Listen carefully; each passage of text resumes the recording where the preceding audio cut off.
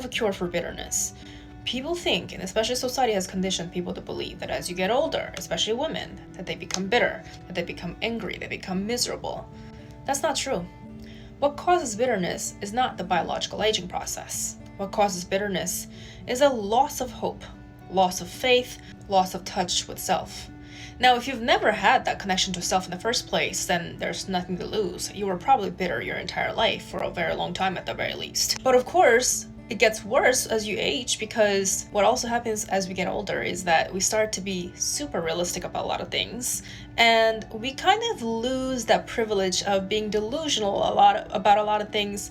You see, what makes our youthful periods very special and memorable is that because we're so young and impressionable, we're able to experience things at a larger and grander scale. Our feelings feel so significant because we're so small, right?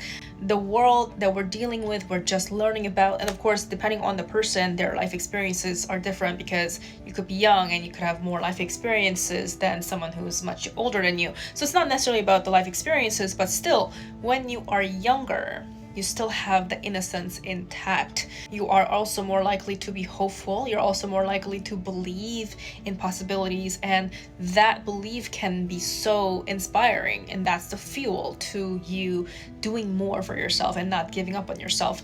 Perhaps you never even tried to help yourself, so you don't even know what it's like to try for yourself and not give up on yourself.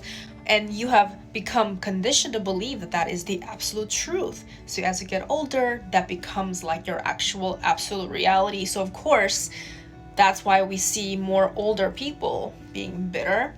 Being a woman, every single moment of your womanhood and your embodiment of femininity and that divine energy, it is a gift from God itself. So the way that you are separated from that connectedness to the divine, and you're living as though you don't matter on this planet, as though your life is already over, so you might as well just keep living like recklessly, that's your way of further going down to hell. And obviously I'm using a figurative speech here, but it is hell. When we're not connected to ourselves, when we don't know our sense of worth, this is hell that we live in.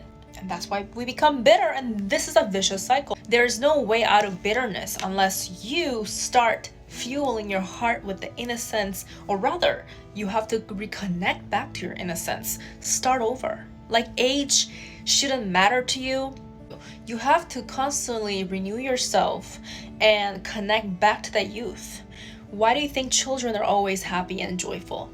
Because they're not thinking so far ahead, and if they are, it's all about their future desires, their goals, their visions, right? Because they don't know what the reality is. They don't know the harshness of reality, right? I want you to adopt the same thing, that same mentality that children have, the innocent desires, the wishes, having all these goals, and believing in the possibilities, believing in the things that you don't know about. You have to first want to connect with yourself and be able to show up for yourself, because you are the greatest gift that you have in front of you, that you have direct access to right now.